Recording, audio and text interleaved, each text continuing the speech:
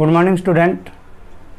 आज हम आगे बात करते हैं हमारे चैप्टर की, लेसन नंबर 18 की। हमने जो पढ़ा था, जो ऑयल प्रोड्यूसिंग प्लांट थे उनकी बात कर ली थी। मैंने कल वाले वीडियो में आप लोगों को बताया कि हम आगे जो हैं रेशे उत्पादक पादपों की बात करेंगे। किसकी बात करेंगे? रेशे उत्पादक पादपों की बात करेंगे। फाइबर प्रोड्यूसिंग प्लांट्स की हम लोग बात जो है वो करेंगे। तो आज का हमारा मुख्य टॉपिक यही रहेगा कि रेशे उत्पादक पादप कौन से होते हैं। समझ रहे हो बात? जिनसे रेशा प्राप्त होता है। तो शुरुआत में मैंने आपको 17 नंबर चैप्टर जो पढ़ाया था इकोनॉमिक्स बॉटनी, उसके अंदर मैंने कुछ बातें बताई थी आपको। इकोनॉमिक बॉटनी वाला वनस्पतिक आर्थिक वनस्पति विज्ञान के अंदर मैंने आपको कुछ बातें बताई थी। वो ये बताई थी कि जीवन जीने के लिए 3 चीज़ों की अत्यंत आवश्यकता होती है। एक तो रोटी, दूसरा कपड़ा और तीसरा मकान। अर्थात भोजन, वस्त्र और आवास 3 की आवश्यकता होती है। यह बात हमने वहां पर की थी। अब खाद्य उत्पादक पादप जो हैं भाई, खाद्य उत्पादक पादप के बाद अगर हम बात करें सबसे महत्वपूर्ण जो होते हैं पादप, वो होते हैं रेशे उत्पादक पादप। क्योंकि भोजन मिलने के बाद में किसकी आवश्यकता पड़ती है? वस्त्र की आवश्यकता पड़ती है। किसकी आवश्यकता पड़ती है? वस्त्र की आवश्यकता पड़ती है। और ये वस्त्र जो हैं वो हमें इन रेशे उत्पादक पादपों से प्राप्त होते हैं। किनसे प्राप्त होते हैं? रेशे उत्पादक जो पादप हैं इनसे हमें प्राप्त होते हैं। तो प्यारे बच्चों, अब हम जो बात करने वाले हैं वो बात इसी की करने वाले हैं कि रेशे उत्पादक पादप कौन से होते हैं। प्राचीन काल से ही आपको बता देता हूँ, रेशे जो हैं उनसे, रेशे उत्पादक पादपों के जो भी भाग हैं उनसे तन को ढकने का या शरीर को ढकने की परंपरा जो है वो चलती आ रही है। आज आधुनिक युग में भी इनके बहुत सारे महत्व हैं जिनको हम इस आगे वाले टॉपिक के अंदर विस्तार से पढ़ेंगे। सबसे पहले अगर हम बात करें कि रेशे होते क्या हैं, तो सबसे पहले हम बात करेंगे टाइप्स ऑफ रेशे, types of fibre, types of fibres. रेशों के प्रकारों की बात हम लोग करेंगे। रेशे, जिस प्रकार से हमने तेल की बात की थी, जिस प्रकार से तेल जो है वो पादप के विभिन्न भागों जैसे बीज है, भ्रूणपोष है, इनसे प्राप्त हो रहा था, उसी प्रकार से जो रेशे हैं वो भी क्या हैं? अलग अलग जो प्रकार, अलग अलग जो अंग हैं पादप के, उनसे प्राप्त होता है। ठीक है, तो बात करते हैं उत्पत्ति एवं रचना के आधार पर।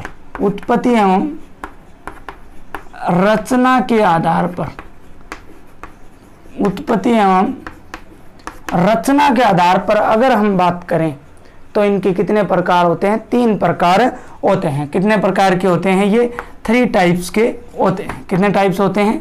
3 प्रकार जो है वो होते हैं। कितने प्रकार होते हैं? 3 प्रकार इनके होते हैं, जिनकी अभी हम बात करने वाले हैं। पहला, दूसरा और तीसरा। 1 नंबर की बात करते हैं तो वो होते हैं सतह रेशे, अर्थात इंग्लिश में इनको बोला जाता है सरफेस फाइबर। ठीक है, 1 नंबर ये है। पहले नाम लिख देता हूं, उसके बाद में हम इसके वर्णन की बात जो है वो करेंगे। 2 नंबर की अगर बात करें, 2 नंबर तो वो होते हैं मृदु या फिर स्तंभ या बास्ट रेशे, या इनको क्या बोलते हैं? बास्ट रेशे। सॉफ्ट स्टेम या फिर बास्ट फाइबर आप लोग बोल सकते हो। 3 नंबर जो होते हैं, 3 नंबर होते हैं कड़े या परने रेशे। ठीक है, हार्ड या फिर लीफ फाइबर। ठीक है, ये मुख्य 3 प्रकार जो हैं उत्पत्तियां और रचना के आधार पर होते हैं।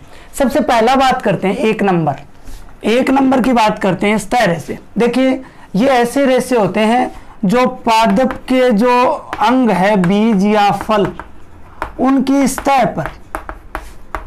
सतह पर अतिवर्धी द्वारा उत्पन्न होते हैं।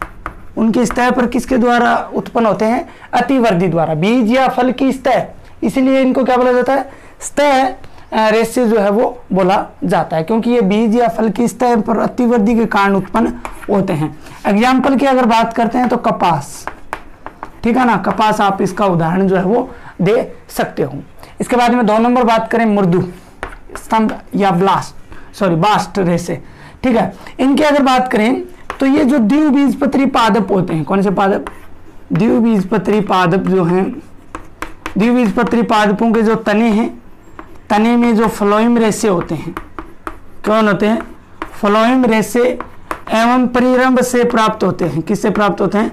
फ्लोएम रेशे एवं परिरंभ से। 11वीं क्लास में हम फ्लोएम रेशे हम भी पढ़ के आ चुके हैं। फ्लोएम के 4 भाग थे, ठीक है, उनमें एक फ्लोएम रेशा भी था। तो फ्लोएम रेशे व परिरंभ से ये प्राप्त होते हैं। जैसे अगर उदाहरण की इसके अंदर बात करें 2 नंबर में एग्जाम्पल की, तो पटसन है, ठीक है, जूट है, ये सब क्या है? इसी के उदाहरण हैं।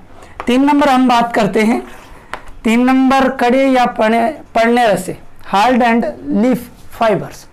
तो ये एक बीजपत्री जो पर्ण होती हैं, क्या होती हैं? एक बीजपत्री पादप हैं, उनकी जो पर्णे हैं में पर्णों से प्राप्त होते हैं। किन से प्राप्त होते हैं? उनकी पर्णों से ये प्राप्त जो है वो होते हैं। जैसे मुंज है, ठीक है ना, क्या है? मुंज जो है। इस प्रकार से हम इनकी जो है वो बात कर चुके हैं। तो 3 प्रकार जो थे वो मैंने आपको बता दिया, ठीक है। इसके बाद हम जो बात करते हैं वो बात करते हैं फाइबर्स के क्लासिफिकेशन की, कि पादप रेशों के क्लासिफिकेशन। बात करते हैं पादप रेशों का वर्गीकरण। किसकी बात करते हैं? पादप रेशों का वर्गीकरण। जैसा कि आपके सामने लिखा हुआ है, क्लासिफिकेशन ऑफ प्लांट फाइबर, पादप रेशों का वर्गीकरण।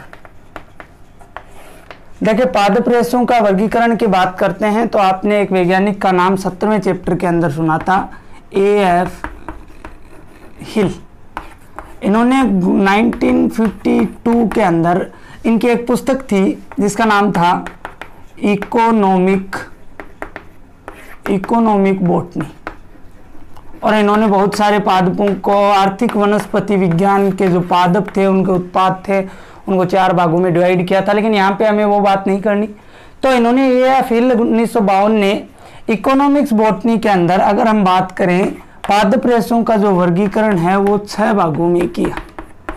कितने भागों में किया? 6 प्रकार बनाए। वो आपके सामने, एक तो है टेक्सटाइल फाइबर्स, दूसरा ब्रश फाइबर्स, तीसरा plant and rough weighing fibres, चौथा फीलिंग फाइबर, 5वां नेचुरल फाइबर, और छठा है पेपर मेकिंग फाइबर।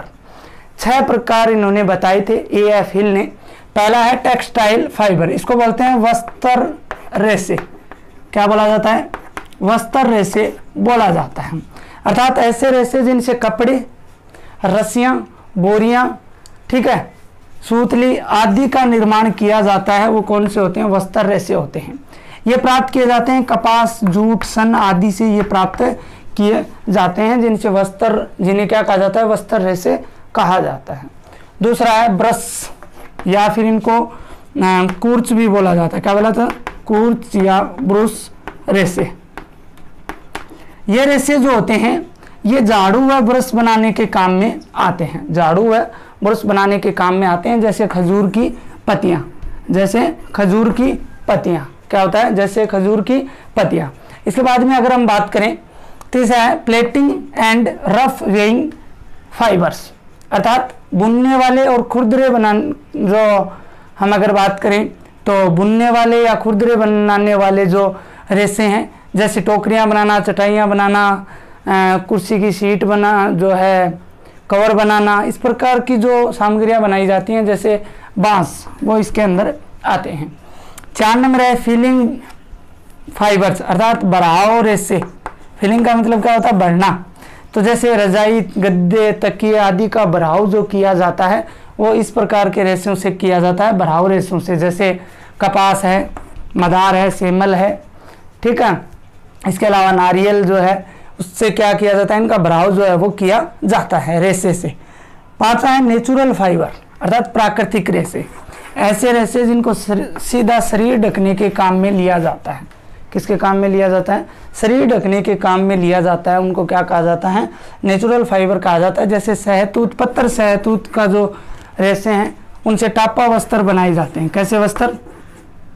टापा वस्त्र जो है वो बनाए जाते हैं। इसके बाद लास्ट है पेपर मेकिंग अर्थात पेपर बनाने वाले रेशे, जो कागज, कार्ड आदि का निर्माण करते हैं, आदि उनसे बनते हैं, पेपर मेकिंग फाइबर्स कहलाते हैं। जैसे बांस है, सफेदा है, इनसे ये क्या है, जैसे कुछ घास की जातियां भी हैं, उनसे क्या है, पेपर जो है वो बनाए जाते हैं। तो प्यारे बच्चों, ये था हमारा क्लासिफिकेशन ऑफ प्लांट फाइबर्स, ठीक है। इसके अलावा हमने इसके रेशों के टाइप्स ऑफ फाइबर्स की भी बात कर ली, 3 types, surface and soft and hard fibres. और अब हमने जो क्लासिफिकेशन है उसकी भी बात कर ली, textile, brush, plating and roughing fibres और filling, natural and paper making fibres की भी हमने बात जो है वो कर ली। इसके बाद हम बात करेंगे अब जो फाइबर प्रोड्यूसिंग प्लांट है उनका वर्णन करेंगे। सबसे पहले हम पढ़ेंगे मुंज। क्या पढ़ेंगे? मुंज का अध्ययन। इसके बाद बात करते हैं मुंज की। किसकी बात करते हैं? मुंज की बात करते हैं, ठीक है ना। पहला फाइबर प्रोड्यूसिंग प्लांट की बात करते हैं। पहले फाइबर प्रोड्यूसिंग प्लांट की बात करते हैं, रेशे उत्पादक पादप की बात करते हैं। मुंज आपने देखा है, मैं आपको बताऊंगा कहाँ देखा आपने। मुंज की बात करते हैं, MUNJ, मुंज, ठीक है। यही इसको अंग्रेजी में बोला जाता है। सबसे पहले इसकी सामान्य बातें हमें पता होनी चाहिए, जिसमें हम बात करेंगे वानस्पतिक नाम की। किसकी बात करेंगे? वानस्पतिक नाम की। बोटनिकल नेम जो होता है वो होता है इसका एरियंथस मुंजा। क्या होता है? एरियंथस मुंजा इसका जो है बोटनिकल नेम जो है वो होता है। इसके प्राय नाम की बात अगर करें, ज़्यादातर जो है इसका नाम यूज में लिया जाता है वो है सेकेरम मुंजा। कौन सा है? सेकेरम मुंजा नाम जो है वो इसका यूज में लिया जाता है। कुल की अगर हम लोग बात करें तो कुल होता है इसका ग्रेमिनी व पोइसी। कौन सा कुल है? ग्रेमिनी या पोइसी कुल का ये पादप है। स्थानीय नाम कि भाई सामान्य भाषा में स्थानीय जहाँ पे ये इसका उत्पादन होता है वहाँ इसको क्या नाम दिया जाता है? तो इसको मुंज या सरकंडा, सरकना हम बोलते हैं सामान्य हमारी भाषा में सरकना। आप जो जब खेत में जाते हो तो जो बॉर्डर होता है दूसरे खेत का और खुद के खेत का, उसके बीच में हम इसको लगाते हैं, ठीक है, क्योंकि इसके द्वारा भूमि का जो कटाव है वो रोका जाता है। भूमि का कटाव क्या है? इससे रोका जाता है। सरकंडा या बंजर भूमि जो है वहाँ पर ये आपको देखने को मिलेंगे। महत्वपूर्ण भाग की बात करते हैं। आर्थिक रूप से, इकोनॉमिक रूप से जो महत्वपूर्ण भाग होता है वो कौन सा होता है इसका? वो होता है रेशे हेतु। हम रेशे उत्पादक पादप की बात कर रहे हैं तो वो इसकी होती हैं पर्णें। क्या होती हैं? पत्तियाँ जो होती हैं वो महत्वपूर्ण होती हैं। पादप की बात करें तो एक बीजपत्री होता है, अर्थात बीज के अंदर केवल एक बीजपत्री होता है। बहुवर्षीय सघन घास की तरह कार्य करता है।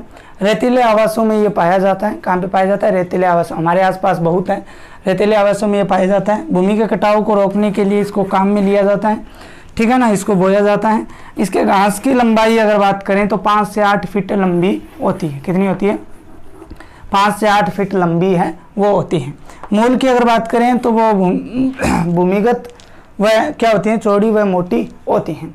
इसके अलावा अगर महत्वपूर्ण बात करें तो वर्षा ऋतु के अंदर तो ये हरा रहता है, लेकिन शीत ऋतु की अगर हम बात करें तो ये पर्णहीन हो जाता है। क्या हो जाता है? पर्णहीन हो जाता है। तो वर्षा ऋतु के अंदर हमें ये हरा नज़र आएगा, ठीक है। इनसे अगर हम हमारी सामान्य भाषा में बात करें तो हम पुल्ले बनाते हैं। इनको बहुत सारे को इकट्ठा करके क्या बनाते हैं? पुल्ले जो हैं वो बनाते हैं, जिनको हम घरों में छान वगैरह बनाने के लिए काम में लेते हैं। पशुओं के आवास जो है वो बनाने के काम में लिया जाता है, ठीक है। तो ये था मुंज या सरकंडा जिसकी हमने बात की। इसकी बाकी बात जो है हम अगले वीडियो के अंदर करेंगे। आज के लिए इतना ही।